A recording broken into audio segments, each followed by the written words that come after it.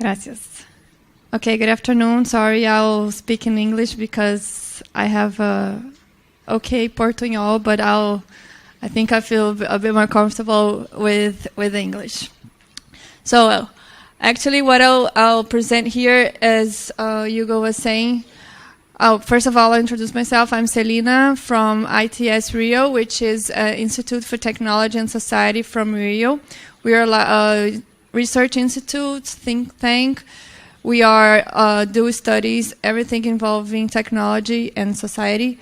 So everything regarding legislation, regulation, and technology. The three founding directors of the institute were the ones that were involved in the creation of Brazil's Internet Bill of Rights, the Marco Civil da Internet. So we have a lot of experience in this area.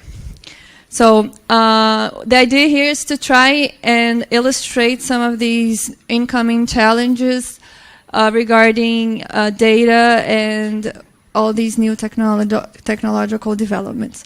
So I'll talk about this smart cities and artificial intelligence and some of these privacy challenges. This is like a common quote saying that data is the new oil. Data is being traded and sold, bought every day, every time. And this is done by companies, but it's also being done by states. So that's the introduction to the case of São Paulo. This is João Doria. I don't know if you've been acquainted. He's the recent elect mayor of São Paulo, which is the biggest Latin American city. And he just launched this largest privatization plan of the city. This is, I'll try to show, can we show part of the video? He just went with this video around the world in a road trip to try and find buyers for assets of the city. And specifically, there is one part that it's interesting for us. It's 240. Okay. So in this very well done video, he is just presenting the city for investors and foreign potential buyers. Transportation. Bus terminals.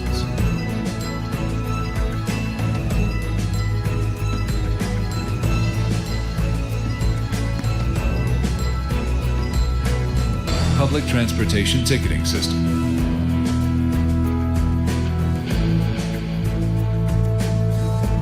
Social care. Funeral services.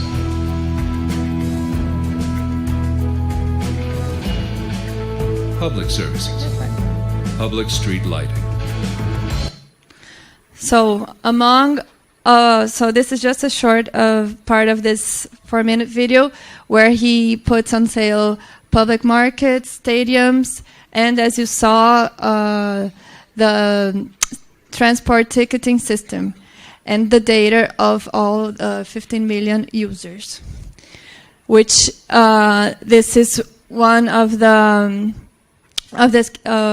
which shows how data is becoming is being seen as a real commodity by not only companies but states. So it's called Bilhete Único. In order for you to use the transport system, you need to have this ticket. And for you to acquire one of these tickets, you have to give information like name, address, national registry number, your identity number, even your mother's name, and a picture.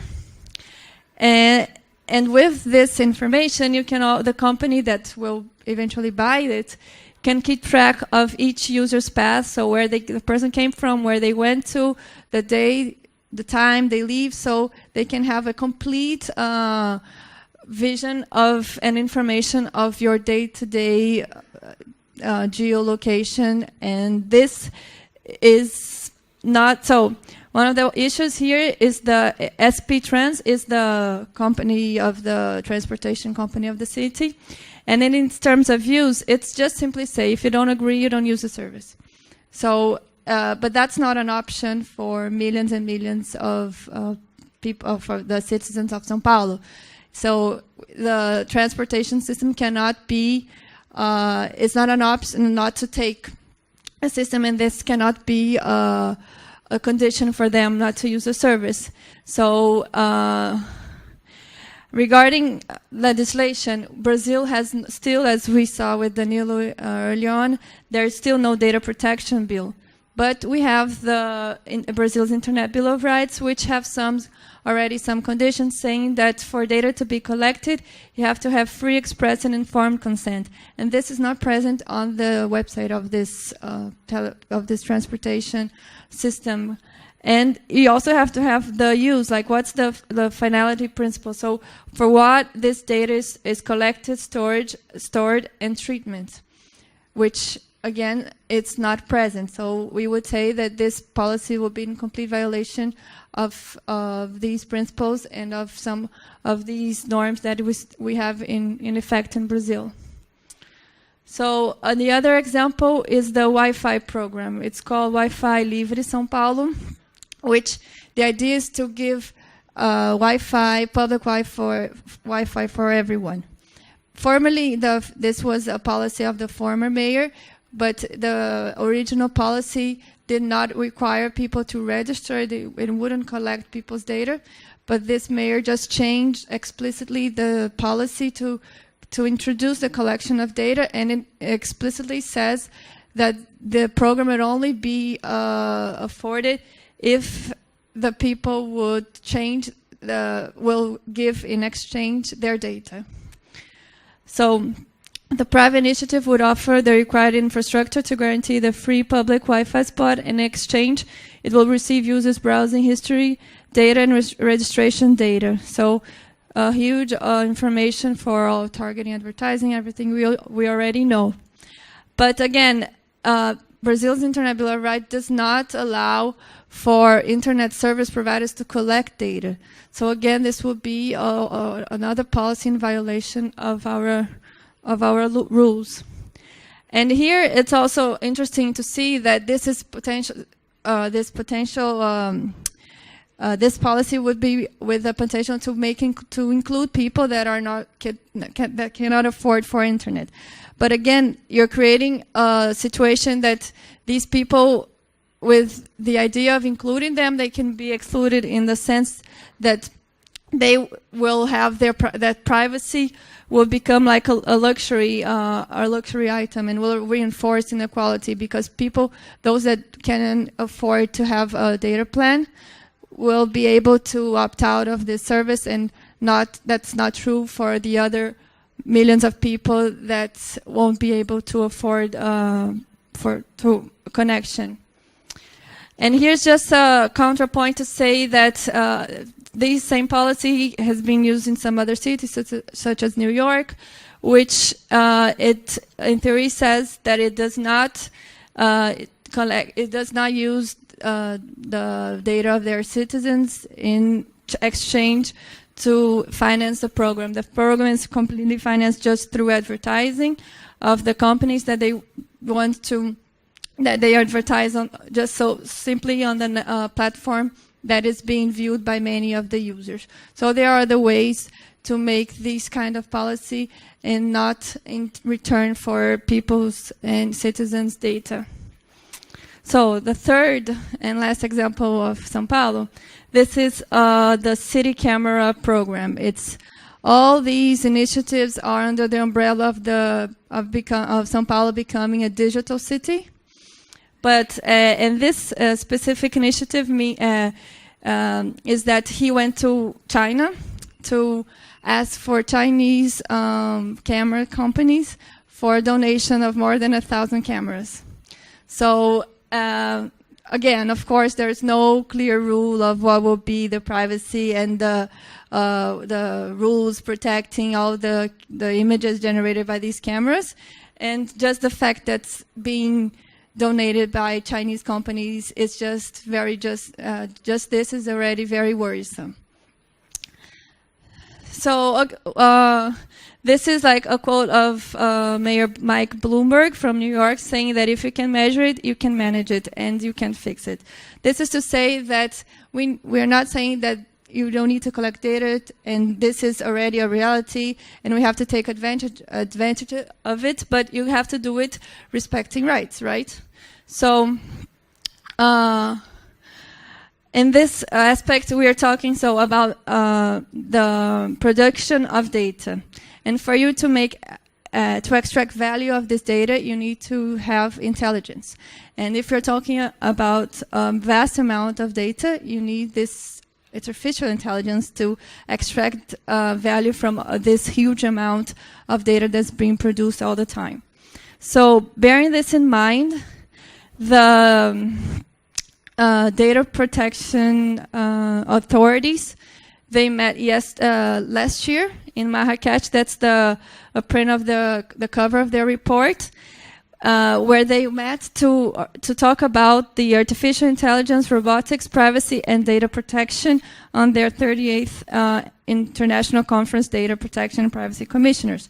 So they were, this meeting, they produced a brief report just highlighting the points that they, as data protection authorities, know that they will have to face regarding this context of artificial intelligence, for example.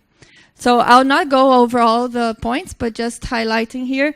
And the report just does not give answers. They just pose questions. So I'll just reproduce some of the questions that they posed. So, for example, regarding big data, profiling, and automatic decision-making, the issue of lack of transparency. If not provided with appropriate information, citizens will be subject to decisions that they don't understand and have no control over. So this also has to do with algorithmic decision-making.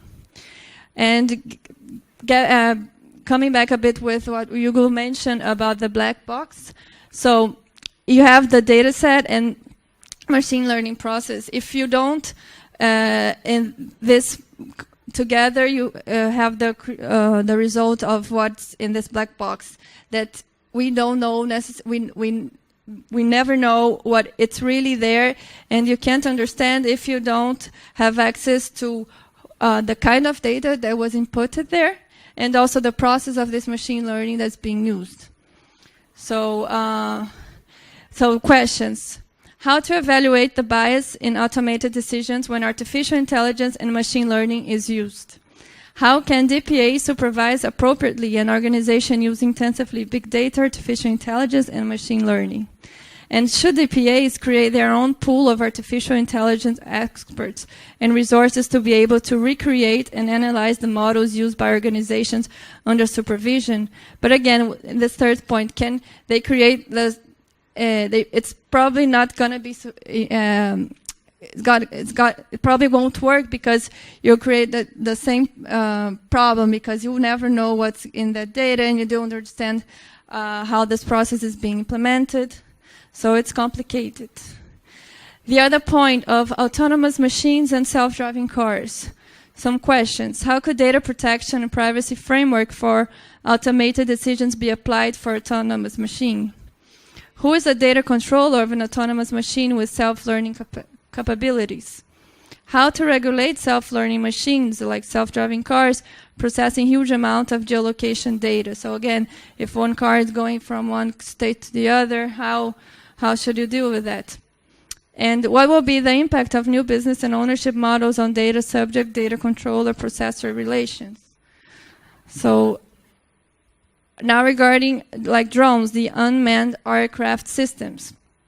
So what are the most pressing points with regard to drones from a data protection privacy point of view? How to effectively control these flying surveillance machines? And the fourth one, should DPAs have their own fleet of drones for surveillance of other drones, anti-drones?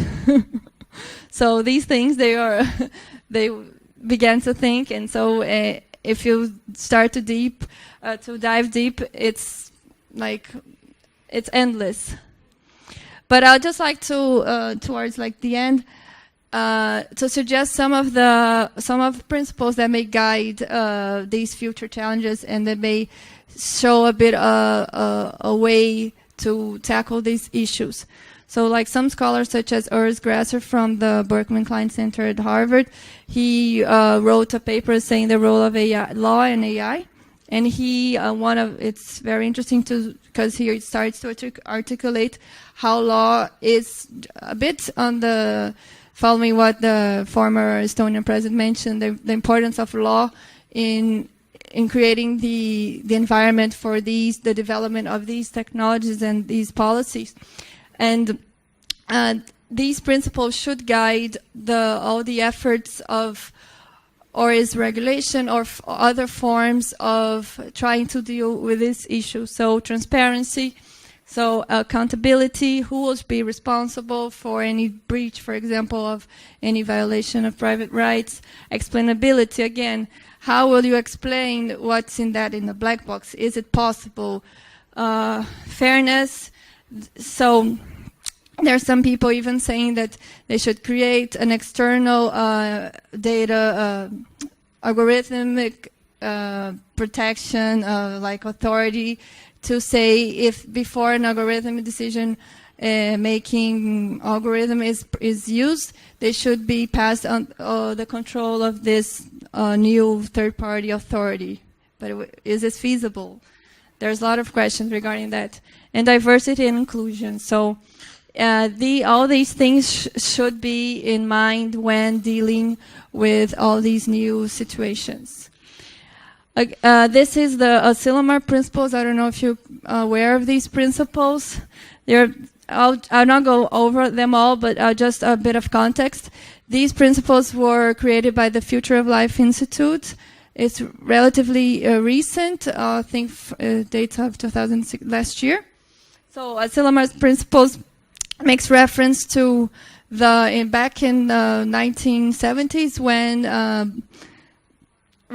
biological researchers met because they started to notice that they had a huge power to change and create, for example, change the DNA and insert, create diseases in people. So they started to say, well, we can't go that far. There should be some limits to what our work can be developed. So they met in this place called Asilomar and created these principles that is still in place today for medical research, especially in the field of genetics. So they did the same regarding AI. So that's why it's the same name.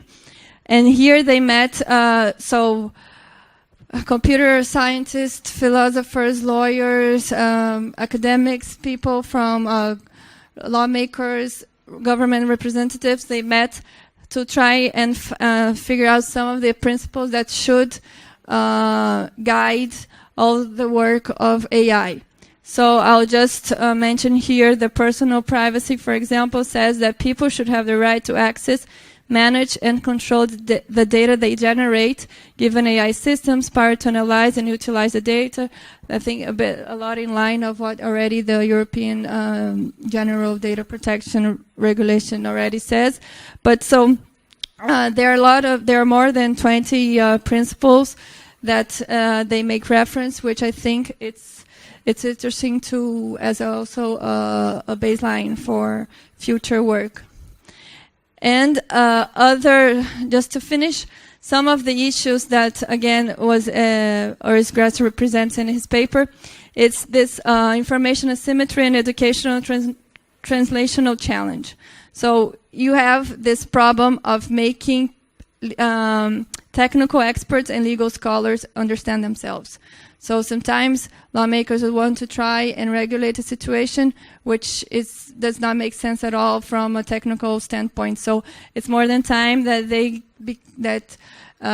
this relation and conversation between these people starts to happen, and like universities, maybe it's a nice place and they can foster these kind of meetings and reunions to make them come to a consensus of what can be written down the law and what makes sense. The other issue would be legal interoperability, which has to do with different jurisdictions that have different norms, such data protection in the US versus in Europe. And the issues would be with data transfers and autonomous vehicle, for example, crossing states boundaries, or barriers for sharing data for public health research across sectors due to diverging privacy standards. So that's another thing that will have to be dealt with. And the governance of AI as a whole, which, as we're saying, law can be one of the tools, but there are other models that should be seen as examples and inspiration, always using this multi-stakeholder approach, including lawmakers, philosophers, companies, states as a whole. And, well, the idea here was to just quickly present all these challenges that we'll be facing.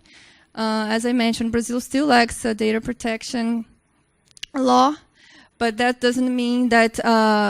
But we still have a lot to do in this front, and I think it's important to stress that all these discussions and future development of regulation regarding AI, for example, should be inclusive, and inclusive in the sense of bear in mind the fairness of these applications, but also inclusive of the perspective from the global south, and not that this debate should not be dominated by global north as it normally is. So I think it's time. So and Uruguay is, I think, uniquely positioned in the region to also be in the forefront of this debate. Well, thank you. Thanks. Muchas gracias, Celina. Creo que es súper interesante porque lo que hemos hecho entonces ahora es todos esos temas, esos problemas que acabamos de presentar en esta segunda parte e incluso en la primera parte, muchas de las soluciones a esos problemas van a venir de la aplicación de los principios de privacidad por diseño. Por ejemplo, cuando estábamos comentando lo del sistema de Wi-Fi de São Paulo, obviamente el gobierno no ha pensado desde el principio cómo iba a aplicar estos principios. Entonces, el caso es que lo que realmente necesitamos es tener muy claro cuáles son estos principios que les hemos presentado en la primera parte, pero también lo que tenemos que tener muy claro es qué tan fácil va a ser, cómo son estrategias para aplicarlos en proyectos concretos. Y eso es como la próxima frontera del problema, eso que ahora ya lo tenemos claros, cómo lo aplicamos y cómo ayudamos a las personas a aplicarlo. Entonces yo ahora les voy a presentar precisamente eso.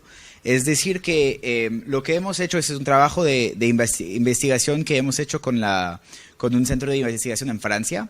Y lo que hemos hecho es ir a hablar con muchos de los socios del centro de investigación que eran empresas, y les fuimos a preguntar pues que para ustedes, en su organización, cuando están desarrollando nuevos proyectos de transformación digital, como en un banco, como en una empresa de distribución, incluso de ropa o lo que sea, cuando tienen nuevos proyectos, ¿cómo es que les podemos ayudar a incluir a estos temas?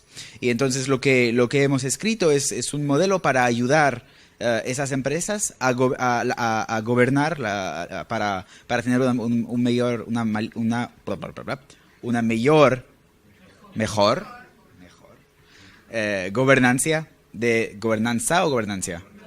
gobernanza, thank you, de datos en el ámbito de la empresa. Entonces, eso es la situación de una empresa cuando empieza a cambiar su sistema de IT para modernizarlo.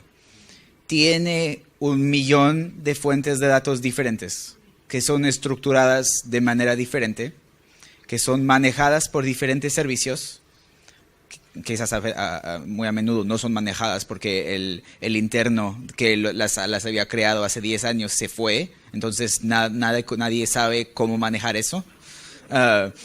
Y tienen como algo de software aquí y algo de software aquí que no saben cómo se interactúan. Y eso es la posición en que el CIO está cuando tiene que arrancar un proyecto de la transformación de la empresa. Es, ok, ¿dónde empiezo? El caso es que hay... Entonces eso es para hablar de la arquitectura del sistema. El segundo punto es hablar de los datos en sí mismo. El Departamento de Financia tiene su base de datos de cosas financieras. El Departamento de Recursos Humanos tiene otro. Business tiene otro, etcétera, etcétera. Y tienen muchos silos de datos y no saben cómo cruzar todos esos silos. En esos silos hay datos personales, muy a menudo. Recursos humanos, ¿qué tan importantes y sensitivos? ¿Sensitivos o sensibles? Sensibles, gracias. ¿Ves? Estoy mejorando, perfecto.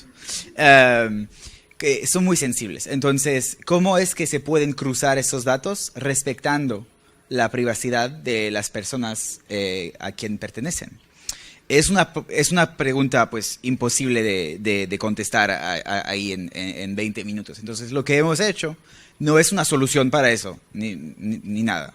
Pero lo que hemos hecho es tenemos un modelo para ayudar esas organizaciones a pensar cómo van a cruzar esos datos. Y pensando eso, también puede pensar, pues, mañana yo voy a colectar otros datos. ¿En qué categoría los voy a tratar? ¿Como datos sensibles, como datos no sensibles, como datos personales, no personales, anónimos, etcétera, etcétera? Hay muchas categorías. Entonces, no se trata de categorías muy fijas, donde, si me entiendes, dice eso al principio y se queda por... Nunca va a estar así. Pero son categorías que quieren ayudar a esas empresas a entender dónde son los riesgos y a manejar los diferentes datos de diferente manera para derriesgar el manejo de datos en el futuro. Bueno, entonces, lo que realmente estamos buscando es intentar categorizar los datos por finalidades. El tema central, un tema central, por lo menos, de privacidad del diseño tiene que ser orientado por la finalidad de los datos. El problema es que no toda la información es muy bien anonimizada. Lo que le estaba comentando es que hay información anónima que es reidentificable, que está seudónima, que está anónima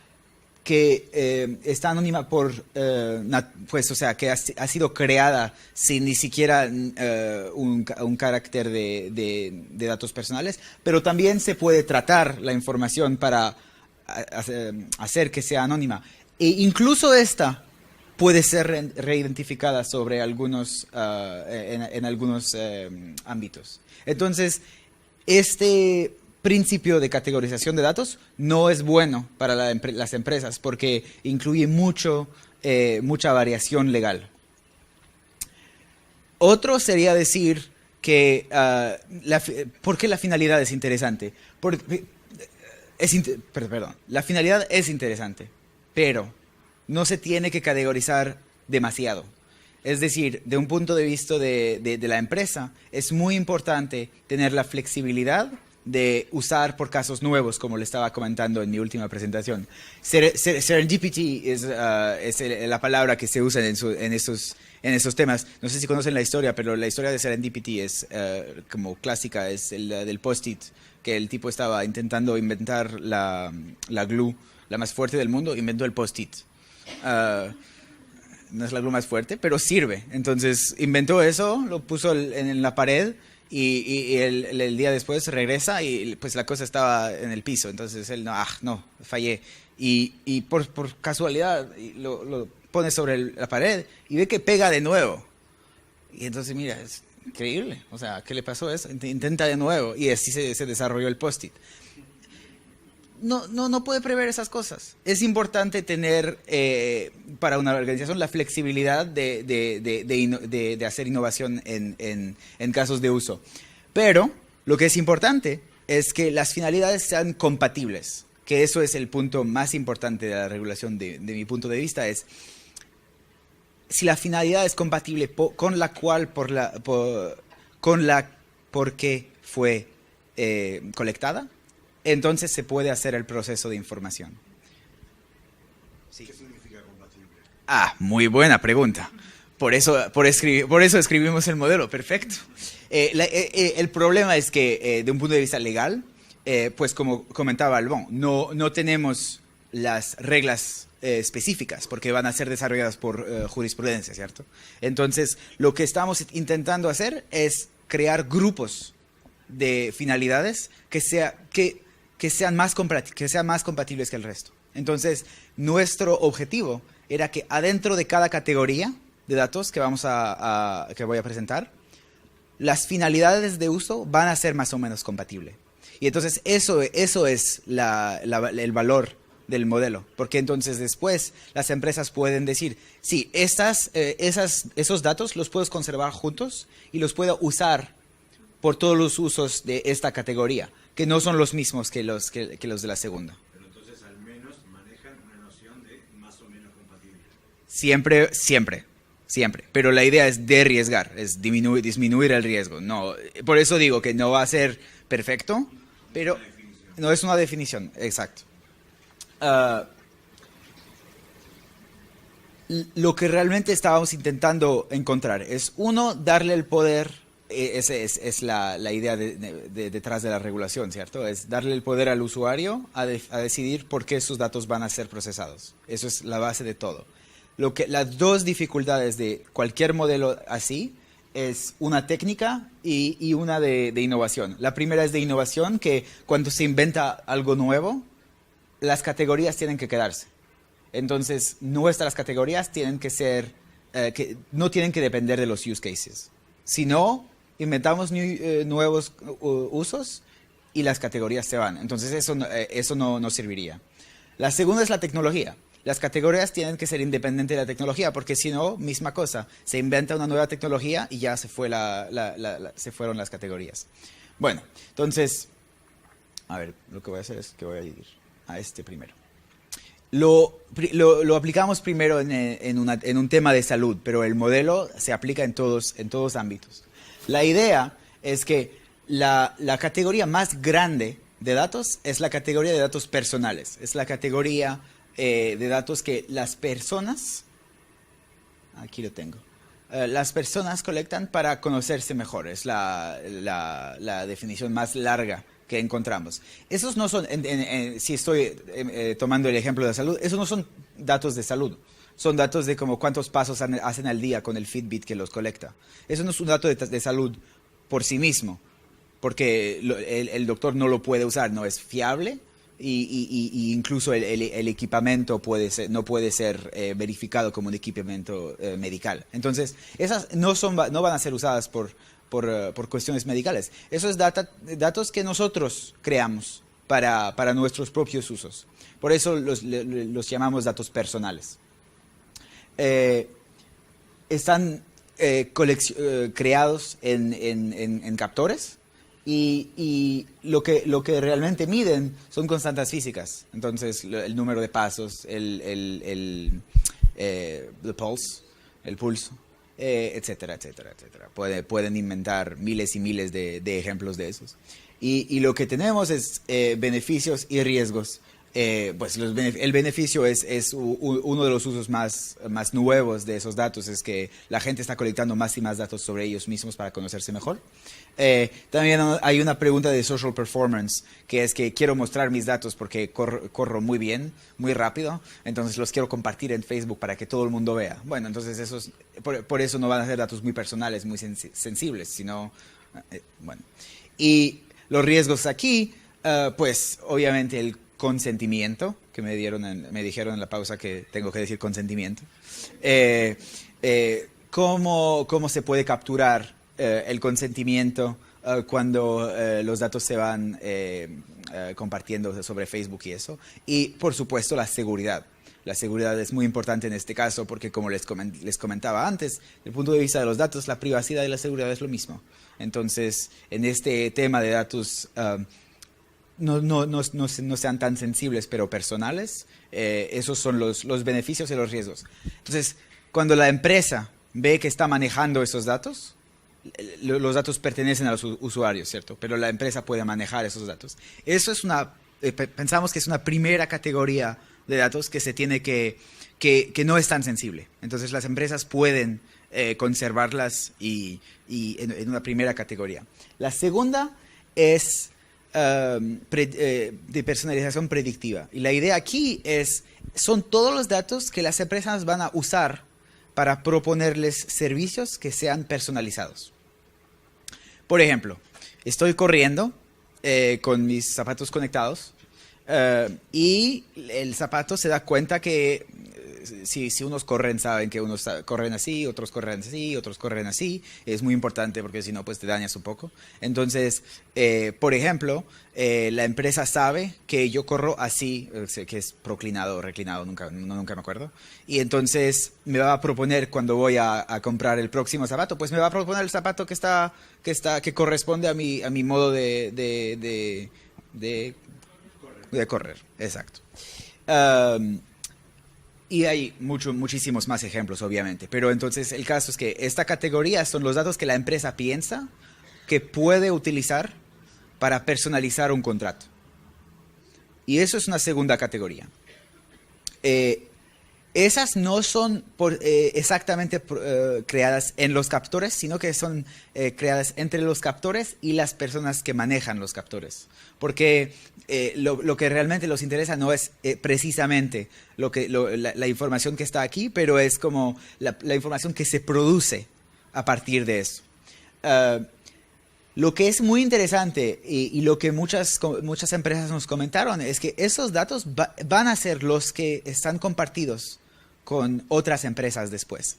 Por ejemplo, imaginemos que Nike colecta esos datos de cuando corro. Ellos quieren compartir esos datos con muchas otras personas en un silo porque eso es como una business proposition de su parte. Entonces, lo que prevemos es que esos datos van a ser, por eso es complicado regularlos, porque hay una necesidad de compartirlos y por lo tanto son datos que tienen que ser protegidos. Entonces, hay un equilibrio, un balance que encontrar aquí. Y el tercer punto es que muy a menudo no nos pertenecerán los captores. Es el caso de la pantalla de cuando camina en la calle, pero otro ejemplo que me parece muy interesante es el caso de Tesla. No sé si han visto, pero en el último contrato de Tesla hay una provisión que dice no se puede usar este carro para hacer Uber. No pueden usar el software de self-driving software de Tesla para otros servicios de ride sharing que el que Tesla anticipa que va a lanzar. Creo que eso nos tiene que interrogar sobre la noción de propiedad. Si no puedo usar mi carro para algo así, es que realmente soy propietario dueño de mi carro. Entonces, hay preguntas complicadas de posesión y de si realmente estoy en control de cómo la información, incluso con objetos que tengo en mi casa. El Amazon Echo sería otro ejemplo de eso. Entonces, los beneficios para la empresa son muy claros. Es que si puedo personalizar un contrato es que veo un interés económico, ¿no? Y que es un mejor servicio. Pero, digamos, son dos maneras de ver la misma cosa. Y por los usuarios también puede ser, y ha empezado a ser el caso de eso, en asurancias, ¿cómo dice? Insurance. Seguros. En seguros empezaron disminuyendo los precios por los que manejan bien, por los que corren caminan más que 15,000 pasos por día, etcétera, etcétera, etcétera. Los riesgos aquí son riesgos de competición. Es decir, si una empresa tiene todos esos datos y no los comparte con nadie, es una distorsión de competición. Competencia, gracias. También hay riesgo de discriminación. Es decir, que si no, por ejemplo, la gente que sea más desfavorizada no va a tener muchos captores o va a colectar menos datos o de menos calidad. Entonces, los servicios que vamos a proponerle a ellos van a ser de menos calidad o más caros que los otros. Eso es discriminación pura. Y también hay una pregunta más como un poco filosófica de autonomía, que es, pues realmente, cuando todo mi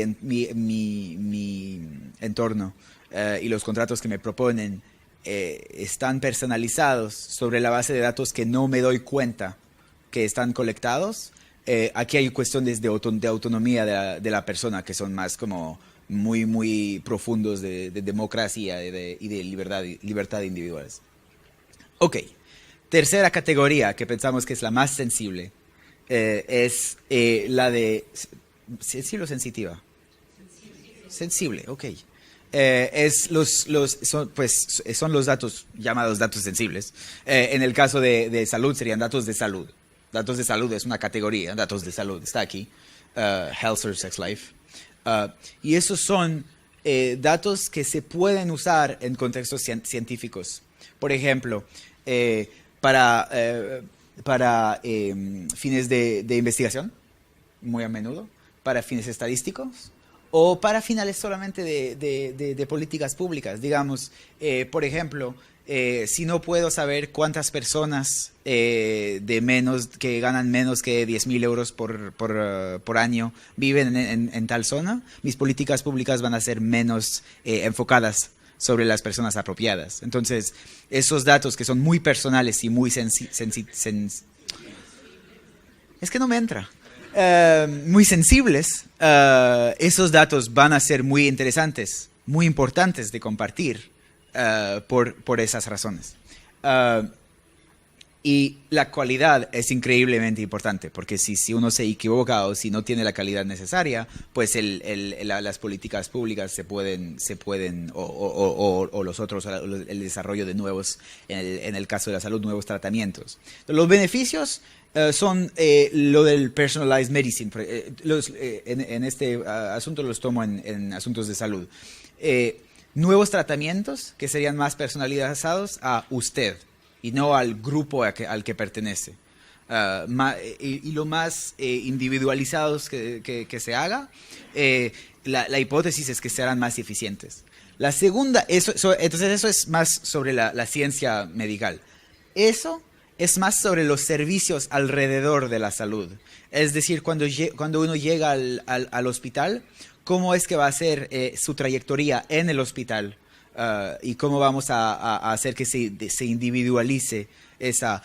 Por algunas personas, tal operación va a ser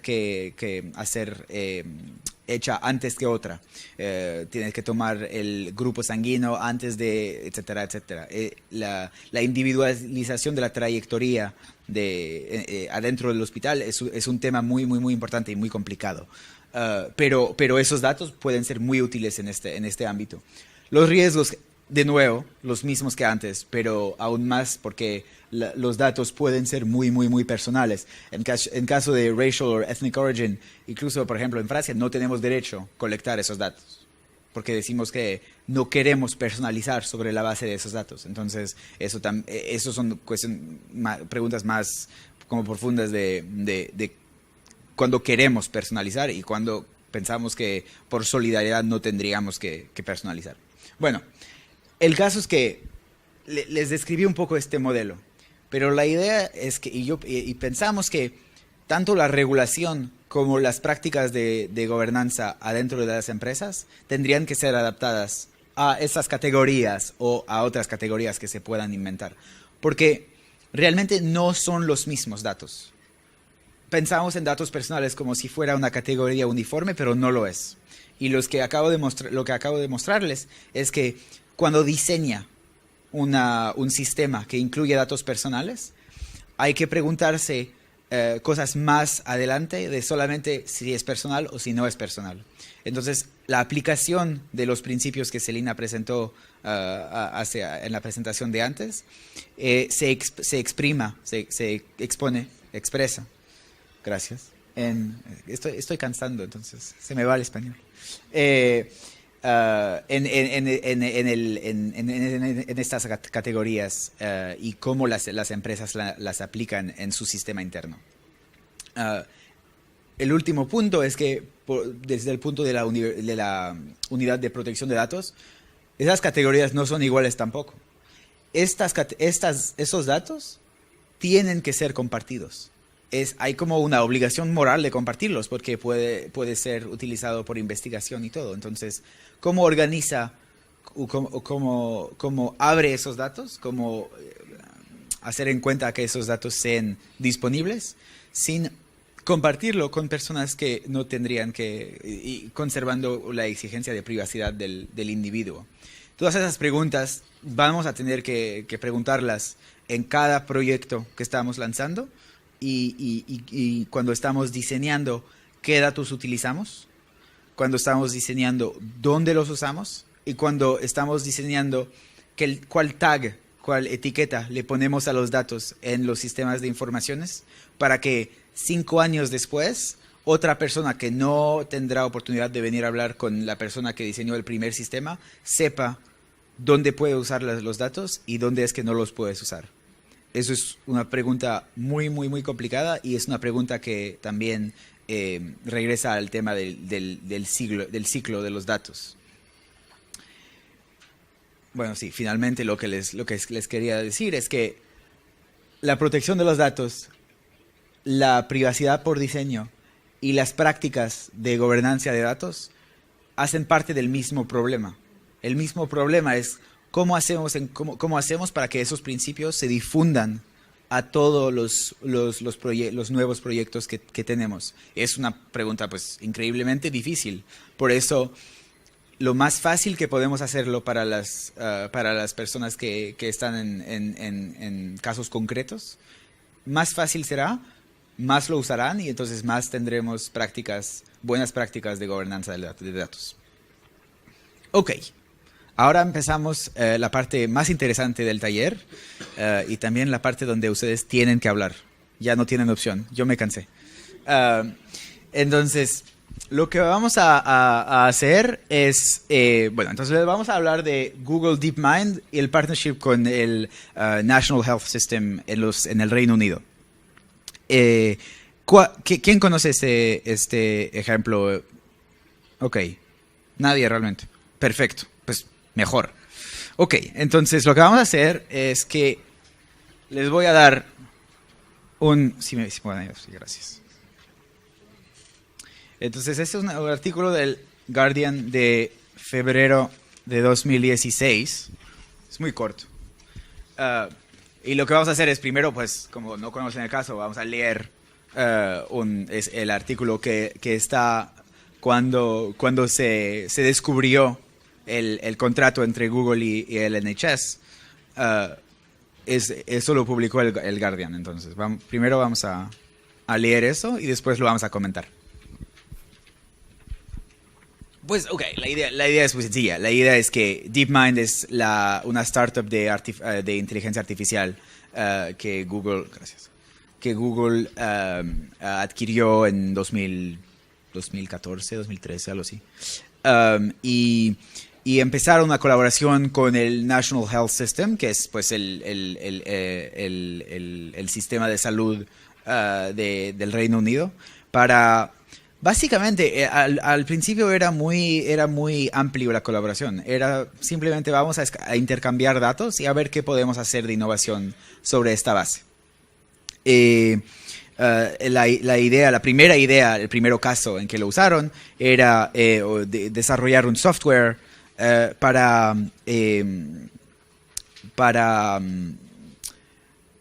decir a los médicos cuando los pacientes tenían riesgos de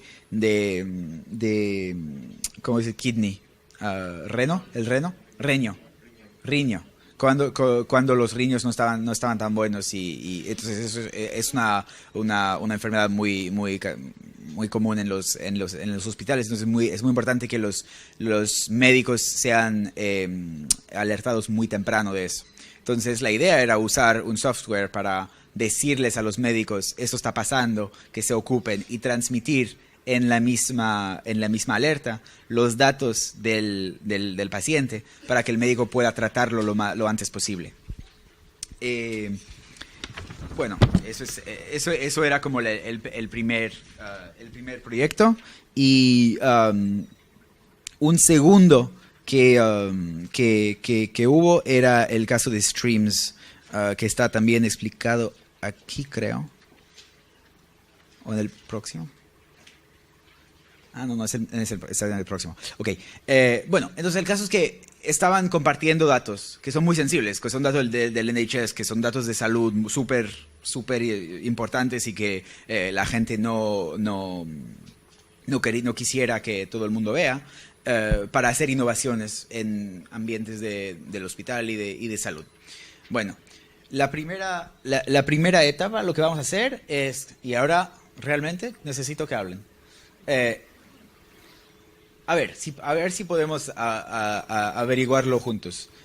¿Cuáles son los beneficios que anticipamos de utilizar inteligencia artificial en el ámbito de salud?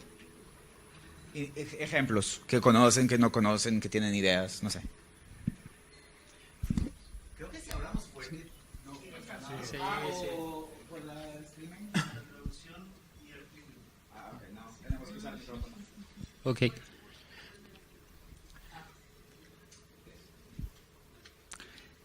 Y bueno, uno pienso sería encontrar correlaciones entre diferentes variables que hubiera registrado el hospital que no fueran evidentes a simple vista.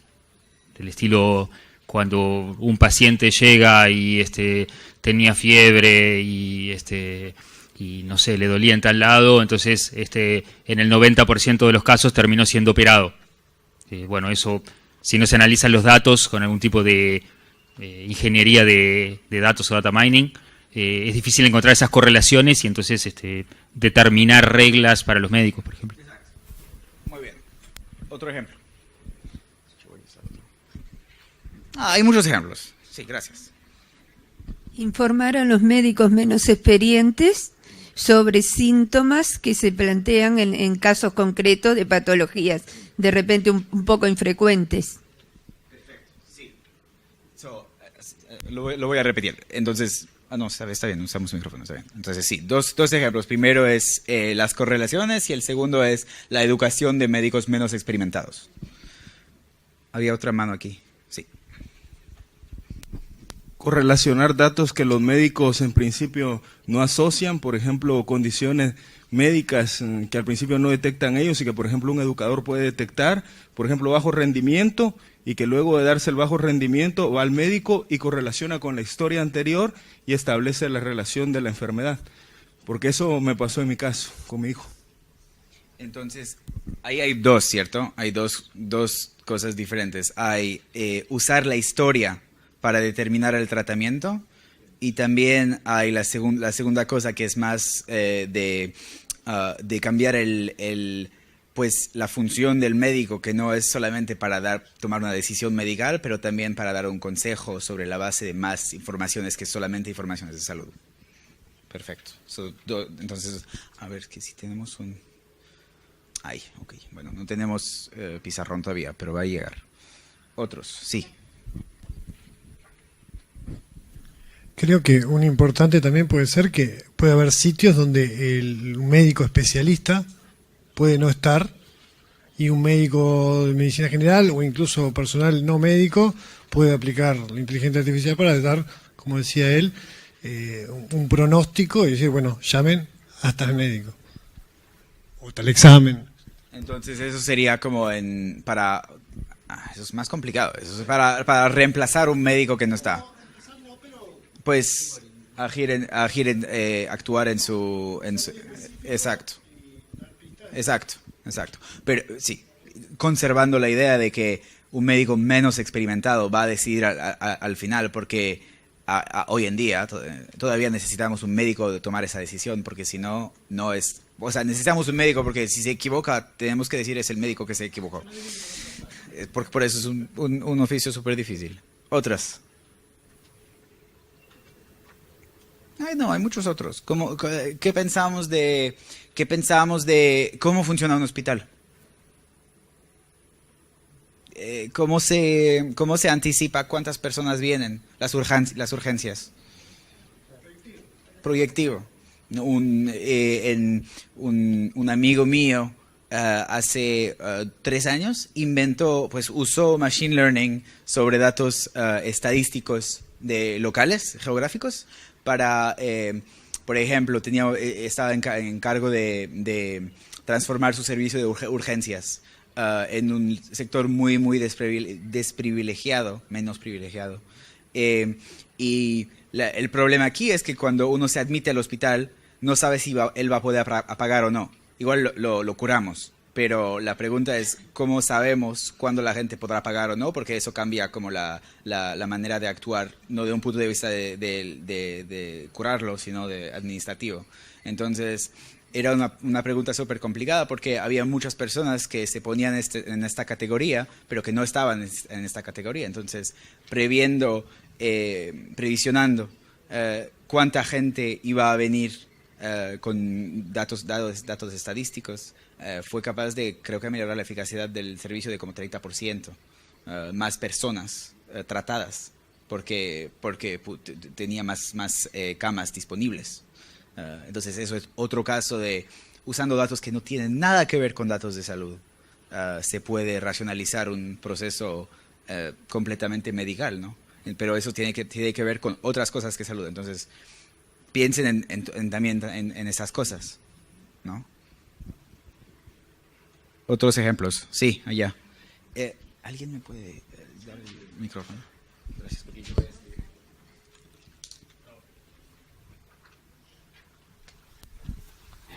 escribir. Ya existe una app que es capaz de identificar con más precisión enfermedades que médicos. Entonces esa app se podría utilizar como apoyo para una segunda o tercera opinión a los médicos para confirmar o corroborar determinadas enfermedades.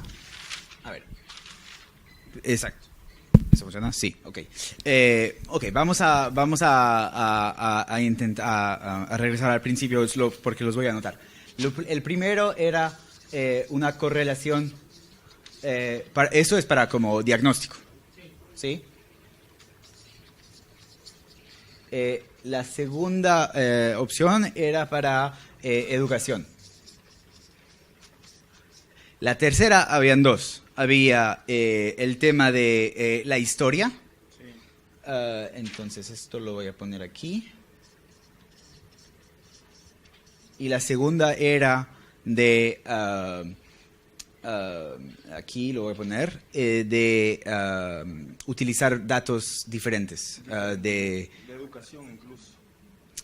Sí, pero también era de cómo es que el médico cambia su oficio para ser alguien que acompaña al paciente durante todo el tema del... Okay, entonces eso es como consejero, ¿dice? Consejero y acompañante. Ok, después había el señor allá que dijo el tema de... ¿Me recuerda? Sí, de que no necesariamente necesitaba tener presente un especialista. Exacto, pues eso es... Ser predictivo de qué tipo de enfermedad o qué especialista era necesario. Eso es educación, ¿cierto? Estudio hacer o- Exacto. Es como apoyamos a personas que no tienen experiencia o no son especialistas de este tema. Entonces, creo que también es educación, expertise y todo. Yo les comenté de la trayectoria en el hospital. Ok, ¿qué otro tenemos? ¿Quién tiene el micrófono? Sí, por favor.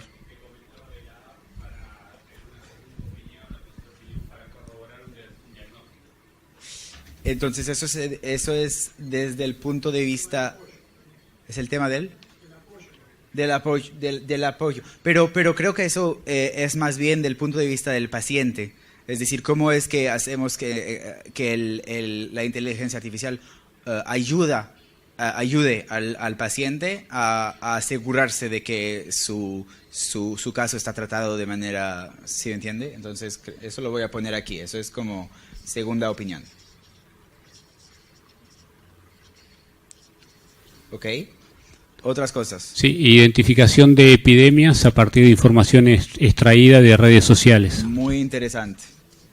Identificación de epidemias. El caso más famoso en esto es el de Google con la flu. ¿Cómo dice? La gripe, exacto.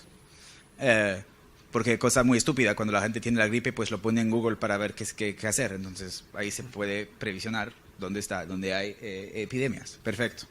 Otro. A ver, ¿qué más tenemos? Pues tenemos lo de la trayectoria en el hospital. También tenemos en este tema, tenemos todo lo que se refiere a cómo hacemos, por ejemplo, como les comenté de datos personales, datos de Quantified Self y todo. ¿Cómo hacemos para encontrar en todos esos datos que yo llego en el hospital ahora, llego con muchos datos? No lo sé, pero llego con mi cuenta de Facebook, llego con mi historia de localizaciones, llego con todo eso. ¿Cómo hacemos para encontrar en este mar de datos los que son relevantes para ayudarme a tener el mejor tratamiento que pueda? ¿Sí? Eso es una pregunta que los médicos... hay dos temas en esto, ¿cierto? El primero es cómo encontramos los datos interesantes. Y el segundo es que el médico va a tener que tener la expertise de encontrar esos datos. Entonces, digamos, utilizar otros datos que los de salud y consejero acompañante, y voy a añadir manejar datos de los pacientes. Bueno, podríamos pasar... Sí, otro ejemplo. No, sí. A ver, el micrófono. Acá. ¿Sí?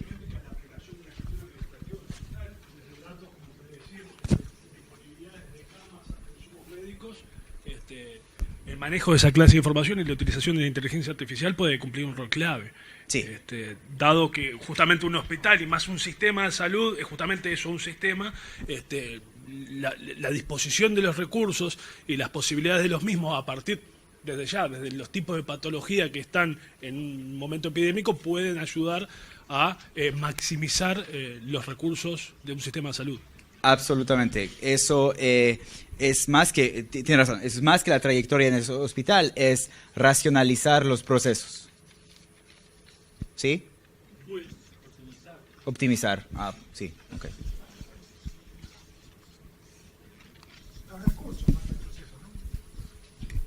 Los procesos y los recursos. Pues es las dos maneras de ver lo mismo, ¿cierto? Tienes los recursos y cómo lo usas es el proceso. Bueno, el caso es que tienen metas muy diferentes en todas esas categorías, ¿cierto? Esto tiene que ver con el tema medical. ¿Cómo hacemos innovaciones en el ámbito medical? Inventamos nuevos medicamentos, creamos nuevas maneras de identificar cuáles son las enfermedades y todo eso. Eso es casi científico, ¿sí me entiende? Es innovación, no es tan innovación, sino investigación, de hecho. Esto tiene que ver más con el oficio del médico. Es decir, mañana el médico no va a tener el mismo rol en la trayectoria de salud que ayer. Ayer tenía que hacer todo, era como un dios sobre la tierra que le escuchabas porque pues él era médico. Y hoy ya no es el caso. La gente busca segundas opiniones sobre el internet, no le da la confianza perfecta al médico. Entonces, el oficio va a ser mucho más acompañante, consejero, todo eso. Eso tiene que ver con realmente el oficio del médico que estará cambiado por el uso de inteligencia artificial. Si uno no entiende cómo manejar datos, no va a entender cómo usarlos. Entonces va a ser inútil si yo llego con muchos datos muy interesantes. Todo eso tiene que ver más con las instituciones de salud. Es decir, cómo manejamos los datos entre diferentes organizaciones. ¿Cómo usamos esos datos en otros contextos? Por ejemplo, la trayectoria en el hospital, necesito datos personales para acompañar al paciente en el hospital. Eso tiene que ver con cómo las instituciones tienen que cambiar. Y la última cosa es realmente desde el punto de vista del paciente. Es decir, nosotros también vamos a cambiar de manera de ver a lo que estaba comentando del médico. Las segundas opiniones son en esta categoría. Lo que ahí ven es que hay 4, pero podríamos tener mucho más. El propósito de eso es decir, esos no son los mismos goles, las mismas metas. Entonces, cuando estamos preguntando por qué usamos AI en sistemas de salud, es muy importante pensar para qué queremos usarlo y entender un poco mejor por qué los estamos usando. ¿Por qué hemos hecho eso? Lo que ahora les quiero hacer es, en todos estos ámbitos, ¿cuáles son los que más van a usar los datos personales? ¿Y cuáles son los riesgos para los ciudadanos? Ahora lo que vamos a intentar hacer es como catastrophic scenarios. Entonces, ¿qué puede ir mal en todo eso? ¿Cuáles pueden ser los problemas? ¿Por qué usted no quiere, por ejemplo, que su historia de salud no sea disponible con todos los hospitales de Uruguay? Seguro, exacto. Entonces, ahora ¿tenemos otro color o no tenemos? No tenemos. Bueno, no importa. Los voy a... Eso. Historia. Para que yo tengo, me parece.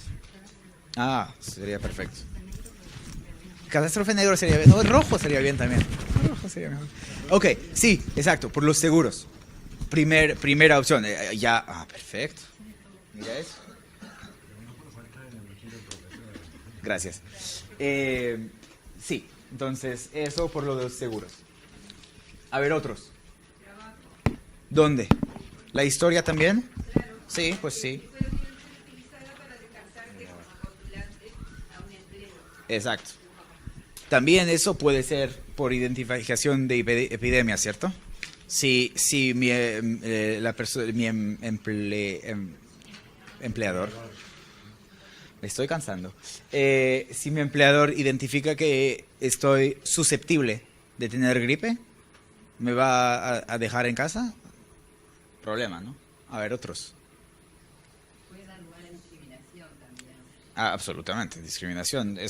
Creo que es un propósito en muchas de esas cosas. Eso es seguro y trabajo, es más relacionado con intereses económicos, ¿no? Pero también hay discriminación, que es un segundo problema, que es que no tendrías acceso al servicio cuando estás en una cierta población o un grupo de individuales. Otras cosas. Sí.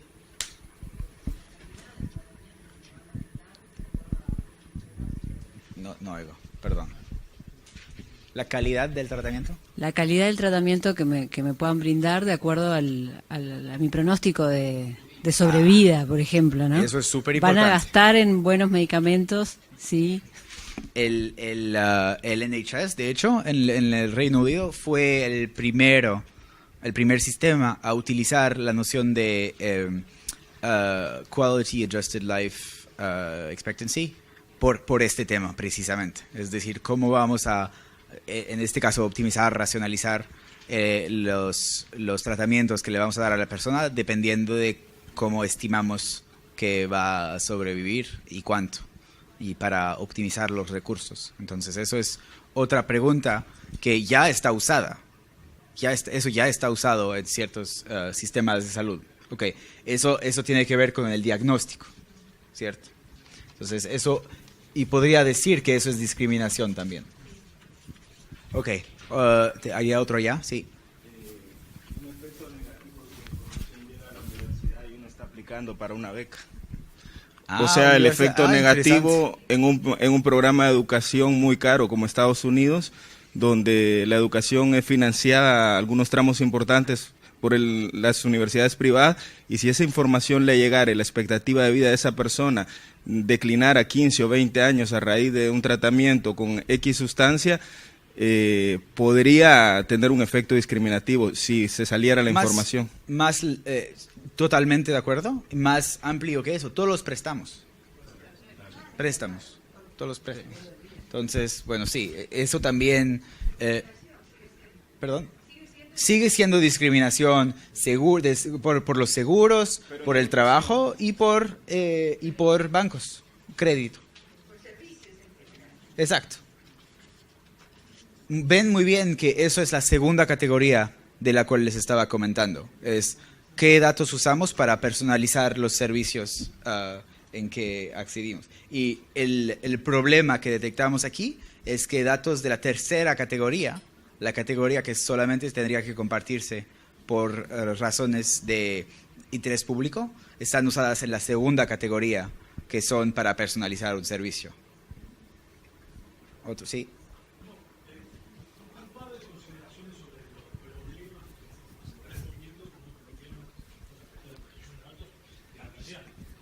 En cuanto a la discriminación, al menos en nuestro país, para trabajar uno tiene que tener un carnet de salud. Sí. Primer filtro. Digamos lo que tenemos instituido para no hablar de problemas futuros o cuestiones, ¿no? En la actualidad, en nuestro país, para trabajar tenés que tener un nivel aceptable de salud, por lo cual tenés que para obtener un carnet de salud. Primera cuestión. Segundo, en cuanto al tema de los seguros, se habla con una posibilidad de discriminación en nuestro país.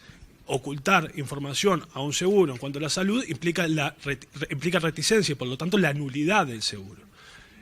Desde ese punto de vista, pareciera que estos dos problemas que podría traer, para bien o para mal, están resueltos por nuestra legislación. Nuestra legislación nos pide que para trabajar tengamos un determinado estándar de salud, el cual tendremos que acreditar. Y segundo, nuestros datos de salud ante el seguro no son personales desde el punto de vista de privado, son personales, sí, pero los tengo que comunicar de la forma más transparente posible, si no implicaría la nulidad de ese mismo contrato.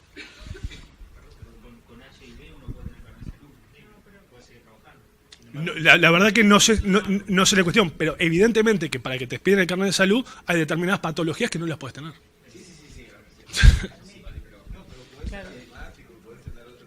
Sí, claro, sí.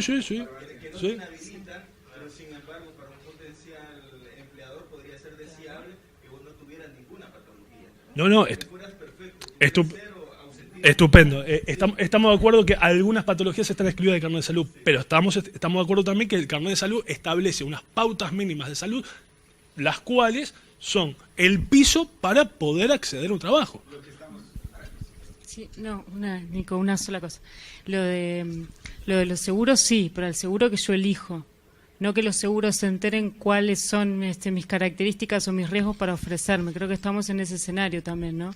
No necesariamente los datos que yo doy, sino que se infieren. Claro, cuando me van a ofrecer. No, desde el punto de vista de la oferta, evidentemente, más allá que los seguros, obviamente, cuando van a concertar el negocio, le van a pedir toda la información. Si estamos hablando de la oferta, estamos de acuerdo. Y si estamos hablando de alguna clase de enfermedad un poquito más sofisticada también. Pero digo que tengamos presente que en ambas cuestiones hay una solución legal de base que es, uno, ante el seguro, tiene que tener transparencia en cuanto al manejo del dato de salud, por lo cual la discriminación por la vía de los hechos está. Y a los efectos de acceder a cualquier trabajo, uno tiene que tener unas condiciones mínimas básicas de salud que las tiene que acreditar ante una institución médica. Digamos, mira, por ejemplo, eso tiene que ver precisamente con el diseño de con quién tienes que compartir informaciones, ¿cierto? El carnet de salud ha sido diseñado, de hecho, es una estructura de datos para que puedas compartir esta información con profesionales de salud. También hemos decidido que esta información se tiene que compartir con tu empleador a veces. En este caso, no creo que el empleador tenga derecho de ver todo lo que está en el carnet de salud. Lo que tiene derecho de ver es si tienes carnet de salud. Exacto. Entonces es una información muy diferente de lo que está, todo lo que está adentro.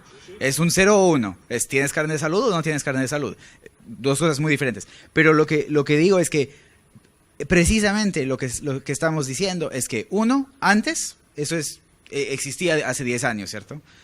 Teníamos muy claro los procesos de con quién tienes que compartir cuál información de salud. Lo que estamos comentando es que estamos añadiendo datos que no tienen estrictamente que ver con la salud, que no están en el carnet de salud, pero que son muy interesantes por todas esas organizaciones para personalizar tus contratos, para contratarte, etcétera, etcétera, etcétera. Esos datos, ¿cómo los manejas de manera ética, buena, etcétera, etcétera, con respecto a la privacidad del paciente? No es claro, no tenemos reglas para eso. Las únicas reglas que tenemos son reglas de privacidad por diseño. ¿Cómo diseñamos los sistemas estos? para respetar la privacidad de... Entonces, es precisamente el punto que quería de que habláramos, es que todos esos problemas tienen que ver con cómo organizamos el compartimiento de datos en la sociedad. Es una cuestión pues política muy complicada. Sí, no, estoy de acuerdo con el 01 en base a determinados estándares. Ahora, por ejemplo, para la obtención de un carnet de salud están taxativamente previstos cuáles son aquellos exámenes que uno tiene que pasar.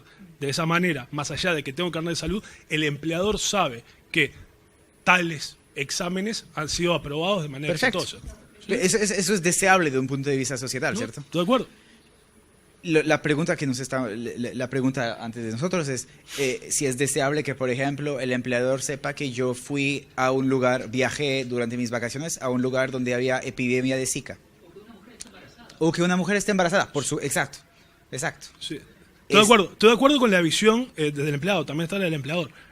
Lo que estoy diciendo es que... Ok, entonces creo que estamos de acuerdo, pero la idea es que estos temas de diseño están muy fundamentales en cómo evaluamos el sistema de que estamos hablando.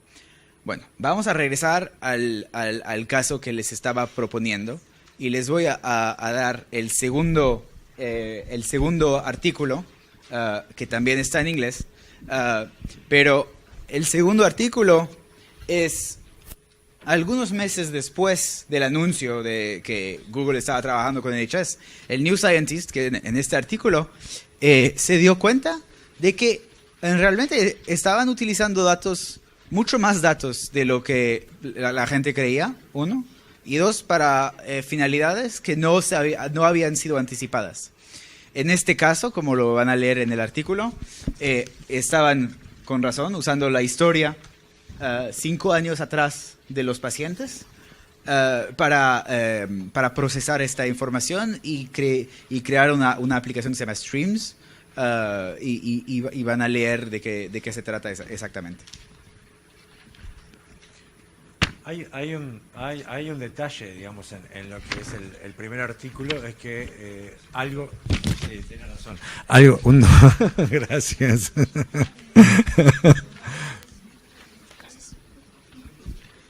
Hay una observación que a mí me llamó la atención en el primer artículo, es que a pesar de que era una app aplicada por una empresa con claro perfil AI, la aplicación en sí no utilizaba técnicas de aprendizaje automático. Luego le incorporan las técnicas.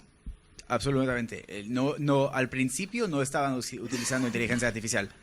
Eso fue profeso, obviamente, ¿no? ¿Eso fue? Eso lo hicieron, digamos, hubo un propósito para hacer eso, ¿no? Exacto. Entonces, en el principio diseñaron la app solamente para para detectar los pacientes como con criterios que no utilizaban inteligencia artificial. Lo que este artículo explica es que ahora sí lo hicieron. Es decir, al principio tenían los datos de todo el mundo y estaban diciendo, ok, voy a ver cuáles son los pacientes que tienen riesgos de salud. Entonces voy a procesar sus datos. Eso sí es un criterio, hay una selección, ¿sí? No estaban procesando los datos de todo el mundo. En esta nueva app, lo que hicieron es que realmente procesaron los datos de todo el mundo. Un 1.6 millón de pacientes. Entonces no eran todos los pacientes del NHS, es una base de datos más pequeña, pero sigue siendo muy muy grande. Incluso, como le dice el artículo, lo estoy como un poco explicando para todo el mundo, incluso las personas que tenían HIV, las personas que habían tenido aborciones o overdosis de droga, etcétera, etcétera, etcétera, para construir la app que se llamaba Streams, que ayudaba los médicos no solamente a detectar, sino a manejar los pacientes que tenían, de nuevo, enfermedades de los riños. Bueno, entonces... es todo lo que estuvimos hablando, ¿no? Lo hemos encontrado todo.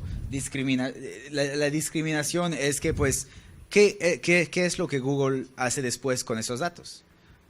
todas las preguntas que estábamos comentando en rojo, ahí vuelven de nuevo. Ahora que sabemos que utilizan la información de esos 1.6 millones de pacientes, digamos, Google desarrolla otra app. Incluso puede ser muy útil y vamos a ver, están haciendo cosas maravillosas por el sistema de salud, pero si después desarrollan otra app, van a usar los resultados de la primer procesión de datos. Eso no sería legal bajo de las condiciones de la regulación de protección de datos. Entonces, lo que pasó después de eso, entonces el New Scientist aquí publicó el contrato entre Google y el NHS. Y hubo un escándalo bastante grande en el Reino Unido diciendo, mira, no, o sea, la gente dijo que no, eso no es legal, no se puede hacer, no tiene derecho de hacer eso, etcétera. Entonces hubo todo un proceso y el Information Commissioner's Office, que es como, sí, es la autoridad inglesa que maneja la protección de datos, se utilizó este ejemplo para hacer un estudio total, un audito, por decir así, monitoría de este contrato, de cómo se había usado una encuesta. Y en el principio de este verano, invierno aquí, en julio, publicó sus resultados después de 8 meses de investigación. Y los resultados fueron que realmente la información procesada no lo había sido legalmente. Lo que hicieron es que hicieron firmar al NHS, porque el NHS era la organización que controlaba los datos y DeepMind solamente era la persona que era un subcontractante. Entonces le forzaron al NHS a cambiar sus prácticas y sus contratos para respetar a los principios de privacidad por diseño, no solamente en el sistema técnico, pero en el contrato que tenían con Google DeepMind y también en los proyectos como la AppStreams, los futuros proyectos que iban a desarrollar. Entonces, lo que les quiero mostrar ahora lo que vamos a ver es la decisión del Information Commissioner's Office. Les voy a dar primero cuatro principios que ellos usan para decir que son en la ley del Reino Unido. Personal data tiene que ser procesada fairly and lawfully. Adequate, relevant. So, eso es para procesar los datos. Los que están creados, eso se trata de creación, tienen que ser adecuados, relevantes y no excesivos. La procesión tiene que estar conforme con los derechos del titular gracias. Y el principio 7, que es creo lo más interesante porque no es un principio técnico, es los medios de control técnico y organizacional tienen que estar tomados para asegurar que los controles contextuales sean aplicados a las organizaciones que procesan los datos. Es decir, no solamente el NHS tiene que asegurarse que conforme con esos principios, pero también tiene que poner los medios técnicos y organizacionales, digamos contractual, en obra, para que todas las personas con quien trabaje, como Elbon les estaba comentando en el principio, todas esas también se conformen con los principios. Bueno, entonces, Principle 1, procesión, digamos, legal y justa. Ahora vamos a jugar al juego. ¿Sí o no ese principio fue respetado por Google? ¿Qué creen? Los que creen que sí, que levanten la mano. En este caso, entonces procesaron la información desde 1.6 millones de pacientes para esta app. Uno cree que estaba legal y todos los otros, los que creen que no. Ok, los que quieren ir a tomar un café. Bueno, en este caso, no. La decisión dijo que los pacientes no podían haber previsto que su información iba a ser tratada de esa manera por DeepMind. Esto de expectation es muy interesante, porque la Autoridad de Protección de Datos estima qué podía prever la gente que se iba a hacer con sus datos, y si no se podía prever que iban a ser procesados de esta manera, ahí es donde encuentran que la información... Exacto. Es una definición de compatibilidad. Exacto. Es una expectativa razonable Exacto. de uso de mis datos. Exacto. Entonces, eso es exactamente sí. A mí la duda que me surge ahí que... ¿La qué? La duda Sí. que me surge es que se supone que es el propietario de los datos que tiene que ser capaz de avisorar o de entender la compatibilidad. Eso puede llegar a ser muy complejo. Claro. Pues, por eso... En realidad es el que va a procesar la información, tiene que tener la capacidad, o por lo menos tiene que ponerse en el lugar de lo que el titular puede entender como razonable. No es tan difícil, porque cuando uno se va a atender porque tiene un problema de salud, no va a esperar que esa información sensible sea utilizada para finalidades absolutamente distintas. ¿No? Yo creo que no es tan difícil. Creo que ahí la compatibilidad se usa en un sentido más natural, lo que uno entiende que es compatible naturalmente. No creo que sea tan difícil. Pueden haber escenarios un poco más complejos, pero yo creo que uno puede relacionar tratamientos de datos, procesamientos de datos, como compatibles. Hay cosas que son absolutamente incompatibles, yo qué sé, no sé. Está bien, pero de todas formas, cuando uno lee ese statement, Sí. como que la semántica, la capacidad de entendimiento está puesta del lado del usuario. Vos lo estás explicando de que es una obligación o es un duty del que procesa, pero... Es que porque va a tener que valorar la compatibilidad de la finalidad para tratar los datos, poniéndose en el lugar de lo que el sujeto va a entender como razonable o una expectativa razonable de utilización de sus datos. De hecho, perdón, yo quería decir, disculpa, te corto y ya arrancás. Yo lo que quería decir es, capaz que va más adelante, pero el tema legal, en definitiva, yo lo considero un tema secundario, porque lo que quizás esté faltando es el tema de las penas.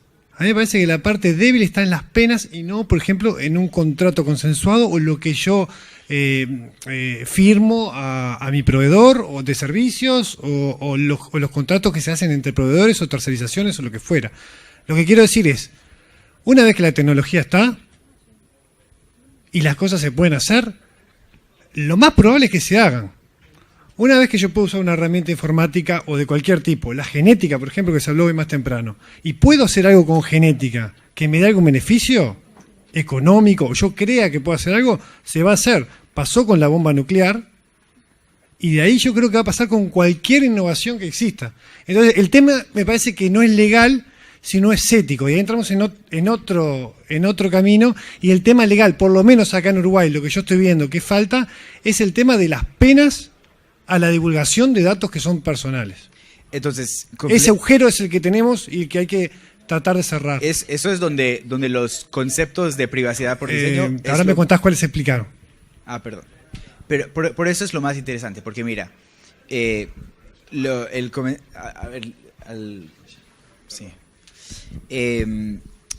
que es lo más interesante aquí es que tú tomas la tecnología por completamente diseñada. Lo que la privacidad por diseño te forza a pensar es cómo vas a diseñar la tecnología para que sea compatible con esas reglas. Entonces, en la pregunta que acaba de preguntar, ¿no? Y la ética está relacionada, de hecho se está hablando de la ética en el diseño están vinculadas el diseño de la herramienta, tomar el privacy by design, con la ética en el tratamiento de los datos. Tiene que ver justamente desde el inicio de esa app o lo que fuera, ¿no? O sea, esa herramienta que va a permitir procesar datos. O sea, creo que está vinculado el tema de ética con privacidad en el diseño. Es por seguro. A ver, señor.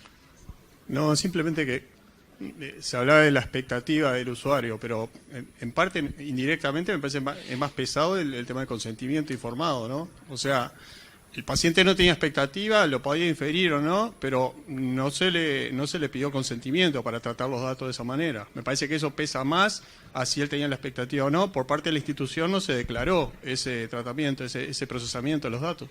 Exacto. Entonces, eso es las dos otras cosas que quería enfocar, que no tenían consentimiento implicado, es decir, que es implícito. Gracias. Y no fueron informados adecuadamente de que su información iba a ser tratada. Entonces, eso responde a su pregunta, que es sí, seguro, no tenían consentimiento, pero lo que no tenían es consentimiento implícito y información. Esas fueron las dos cosas que realmente faltaban. No precisa en todos los ámbitos tener consciente expreso. Tienes excepciones, y esas excepciones son, entre otras, consentimiento implícito y información. Si esas dos cosas fueran el caso, eso no hubiera sido un problema por la Information Commissioner's Office. Sí, allá. Primero decirte que bueno, que el set de sanciones... No sé, sí, más cerca. Ok, que el set de sanciones sí existe y está en la ley, pero en realidad el comentario que quería traer a colación ahora es que posiblemente cuando hablamos de expectativas razonables estamos en un punto clave. ¿Por qué un punto clave? Porque es un punto en el cual juristas e ingenieros nos agarramos de los pelos. Seguro, todo el Porque tiempo. ustedes precisan el 1 y el 0. Y nosotros tenemos los conceptos vagos, los conceptos indefinidos. Y ahí es donde nos empieza a fallar un sistema de inteligencia artificial. Ese es el punto. O sea, es algo que hay que conversarlo mucho y llegar a transacciones sobre los conceptos, pero que nunca in totum va a ser posible trasladarlos a 1 y 0. Seguro. A eso iba. El señor estaba esperando desde hace como 5 minutos. Después vamos aquí. Creo que hay un problema. Concuerdo con lo que dice la Hay doctora. muchos problemas. ¿Cuál es el problema? Pero bastante claro desde el punto de vista de las expectativas y de la expectativa contractual. ¿A qué me refiero? Hay una idea del usuario medio actual que piensa que realiza un contrato y es a título gratuito. No, los contratos son a título oneroso, más cuando le van a prestar un servicio. El problema me parece transparencia. Me parece que las compañías proveedoras de servicios deberían patentizar de que usted está pagando de alguna manera. Usted paga con dinero o con datos. Y si desea pagar con menos datos, va a tener que pagar con más dinero. Es una cuestión económica absolutamente clara, salvo que Google o las otras empresas sean de caridad, que creo que a la fecha no lo son. Por lo tanto, si contractualmente los usuarios estamos sabiendo de que tengamos la opción, usted o va a poner sus datos o va a tener que pagar más. Lamentablemente es así. ¿Y qué pasa con alguien que no ha colectado sus datos?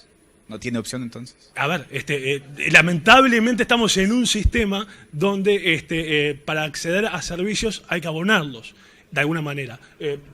Suelo subir al ómnibus y suelo pagar por mi boleto y suelo ir a un bar y tomar el café y pagar. Lamentablemente tenemos que tener esa concepción, que no hay donantes en estas cuestiones. Cuando nos están dando un servicio es a título oneroso y no gratuito, y los pagaremos con datos o con dinero. Y ante esa cuestión la sociedad debería decidir, ¿serán más caros los servicios que vamos a tener a cambio de defender nuestra privacidad o serán más baratos dándola? Bueno, creo que una discusión pasó ahí. Exactamente. A ver, la señora quiere... Aquí. Bueno, yo estoy completamente de acuerdo con lo que acaban de decir, en particular Ana y Nicolás, que son los últimos expositores. Simplemente hacer algunas disquisiciones. Por un lado, un tema es cuando los datos los maneja el Estado, que podemos como ciudadanos tener una aspiración mayor a que el Estado actúe en términos éticos, por decirlo de alguna manera. O sea, que use los datos de acuerdo a la finalidad para los cuales fueron recogidos. Pero no tengo, al igual que Nicolás, ninguna expectativa con respecto a las multinacionales que justamente funcionan en su modelo de negocios con la venta de esos datos que obtienen a cambio de los servicios que nos prestan.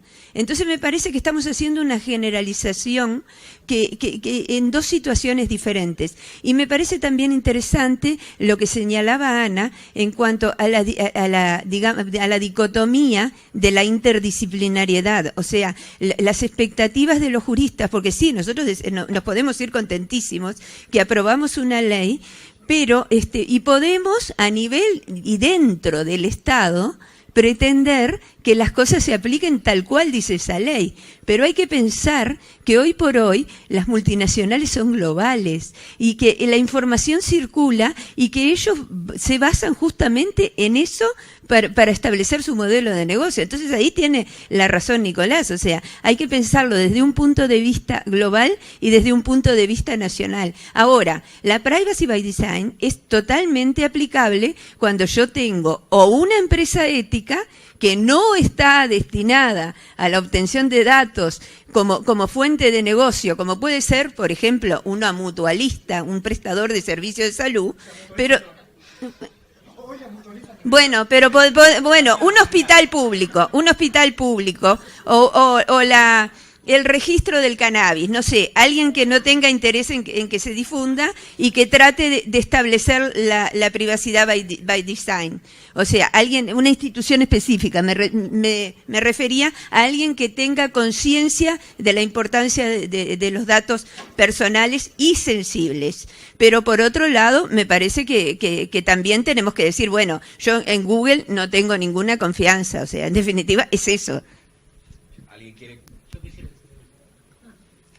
Porque no estoy seguro que todo el mundo esté de acuerdo con ustedes dos.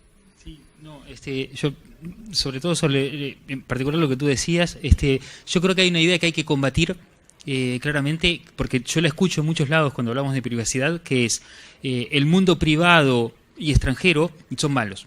Y yo sé, estoy caricaturizando quizás un poco, pero una dicotomía en la cual lo nacional y estatal sería, a priori, como tú decías, uno tendría una expectativa mayor de que no fuera, vamos a poner estos términos, que no fuera agresivo, ¿ok? Yo pienso que en un país que tuvimos 11 años de dictadura hay que salir de ese esquema. Es decir, yo en muchos casos, no sé, recuerdo, comenzábamos otro día con Albán, el caso cuando aquí se habló de los datos del plan Ceibal y la oferta de Google de proporcionar Google Docs. Está bien, era un debate en el cual había que reflexionar mucho, pero uno se puede poner a pensar que si alguien quisiera explotar los datos de los niños uruguayos, yo creo que le servirían mucho más a un actor local conocer orientaciones, etcétera, y inferir cosas sobre la familia de los niños uruguayos que a Google en Estados Unidos. Entonces creo que esa dicotomía, pienso que la filosofía de Privacy by Design es justamente: no tengo por qué confiar en la organización que los posee, en nadie, ni en el Estado, ni en Google, ni en nadie. Tiene que estar diseñado de una manera que, como nos gusta decir a los ingenieros, tiene que ser correcto por construcción, es decir, que tiene un único uso y no depende de un buen o mal uso y de la voluntad y el arbitrio de quien lo utiliza, sino que hay una manera de usarlo y esa manera es correcta, ¿no?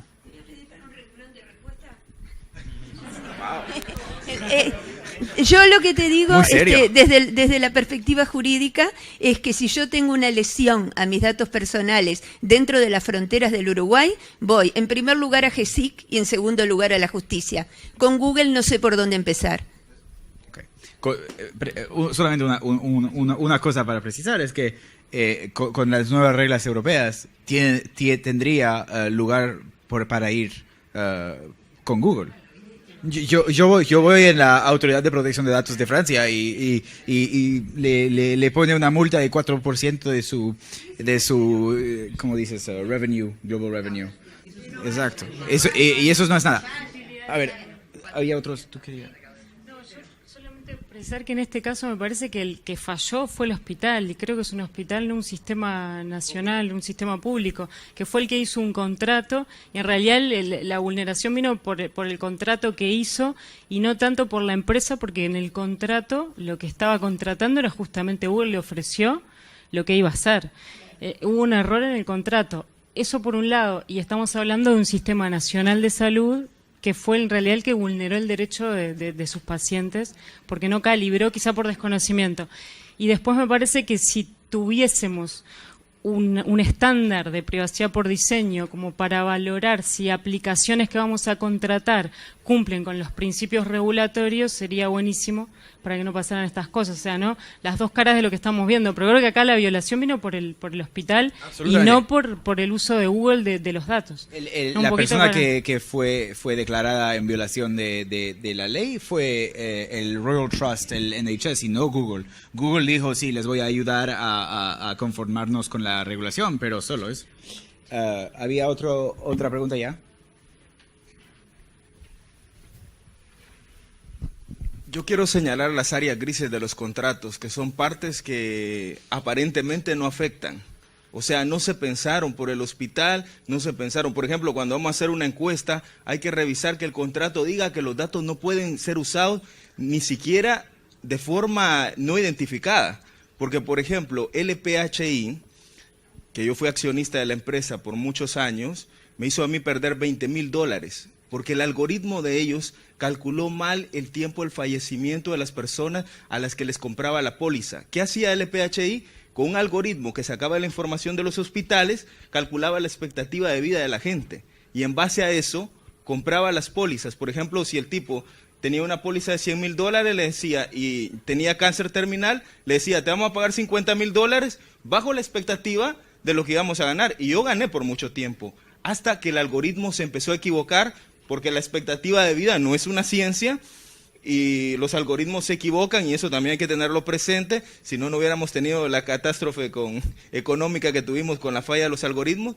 Entonces, yo quiero señalar eso, que incluso los datos anónimos, yo hace poco pedí que me mandaran por escrito la encuestadora que los datos no se podían usar ni de forma anónima para establecer un perfil, porque si no tenemos cuidado con esos detallitos chiquititos, grises, nos va a pasar lo que le pasó al hospital uno de estos días. Alguien va a acumular una cantidad de datos y va a hacer una predicción en Uruguay, aplicable para Argentina, aplicable para parte de Brasil, y cuando reviente el problema van a decir, bueno, se hizo en base a estos datos, porque los accionistas presionan, y en ese caso los accionistas presionaron tanto que se reveló qué instituciones habían dado información.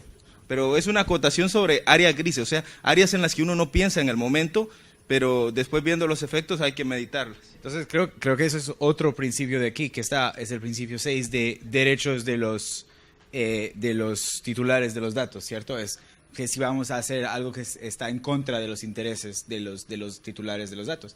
Y a ver, entonces por este principio tenemos como 5 minutos más, pero ¿qué piensan de eso? Porque estaba por curarlos. La aplicación fue desarrollada para prever los casos de falla de riño para los usuarios. Entonces, ¿fueron respetados los derechos de los titularios o no? ¿Quién piensa que sí? ¿Y quién piensa que no? Bueno, no piensan mucho, pero sí. Lo que realmente dijeron es interesante. Es que failed to demonstrate compliance. O sea que realmente no le dijeron, no dijeron que han fallado, sino que no pudieron demostrar que habían cumplido con los objetivos de la regulación. Entonces, eso es muy interesante, porque lo que eso quiere decir es que las empresas tendrán, con esta regla, que tener que ser de manera que puedan demostrar conforme con la regulación. Y si no pueden demostrarlo, eso pasa. Fail to demonstrate. Y eso también juzgaron que era una ilegalidad de punto de vista de la ley de protección de datos. El otro principio que quería hablarles, y creo que de eso estamos todos hablando, es si han puesto los medios técnicos y organizaciones para controlar esta información. Y aquí también did not go far enough to fully comply with the act. El caso es que en este caso, para esto, since improved the documentation in place. Entonces, lo que pasó aquí es que al tiempo de la investigación no estaban conformes, pero al seguir y en los meses que siguieron, los acuerdos futuros incluyeron más protecciones para cumplir con este principio. Y el último era el principio 3, que es si los datos personales eran adecuados, relevantes y no excesivos, y obviamente aquí también no lo eran, not persuaded that it was necessary and proportionate para el test que se estaba cumpliendo en el hospital. Entonces, aquí también, I am not persuaded, es escrito en la primera persona por la directriz de la Information Commissioner's Office. Aquí también tiene que ver no con el hecho de que esté conforme o no, tiene que ser con el hecho de que han podido demostrar que estaban conforme con eso y no les convenció. Entonces, bueno, ya. El caso es que en este acuerdo, ahora el resultado de eso fue que la ICO dijo al Royal Trust que tenía que cambiar los acuerdos, que tenía que utilizar ahora, de ahora por adelante, le dieron una lista de remedios, digamos. Haz eso, haz eso, haz eso y haz eso.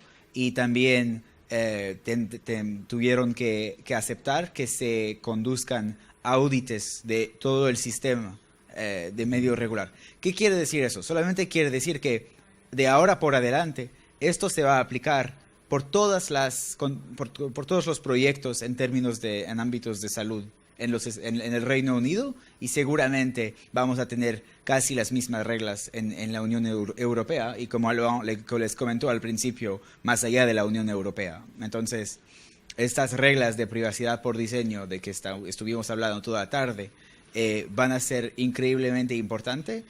Esta vez, como era la primera vez, era como un norm setting, como el Commissioner's Office dijo, bueno, no le vamos a multar porque es la primera vez, entonces quizás pensaron que era más importante publicar este documento para que todos los otros proyectos sepan que eso puede pasar, pero de ahora por adelante el riesgo para las empresas se va a hacer más y más pues importante. Entonces, de eso la importancia de uno colaborar con las unidades protectoras de datos para poder convencerlas de que están conformes con la regulación. Eso me parece súper importante porque realmente es un nuevo modo de regular a los datos. Es la unidad de protección de datos en colaboración con las empresas que trabajan juntos para diseñar sistemas que son lo más conforme posible con la regulación. Y la segunda cosa, obviamente, es que esos principios que tiene razón, no pueden ser, no es 1 y 0, nunca va a ser 1 y 0, pero vamos a tener reglas más y más y más finas, y de este modo esos principios van a ser difundidos en más y más proyectos de innovaciones que creamos y que desarrollamos. Y yo creo que es por lo bueno, porque me parece increíblemente importante que todo eso sea el caso. Tenemos como 5 minutos más, pero ya hemos pasado la hora. Entonces, si tienes más preguntas, por favor. Solamente un comentario, en el sentido de que la teoría del Privacy by Design lo que te trae es la posibilidad de tratar de transformar todo en unos y ceros desde la cuna, o sea, desde el inicio de un proyecto. Entonces, eso te permite armar todo lo que viene a continuación con más fluidez, porque es muy difícil después que tenés ya algo armado poder... Solo eso quería comentar. Bueno, pues muchas gracias por quedarse hasta las 6 y gracias a Alban y Celina y Bárbara y Gustavo por invitarme.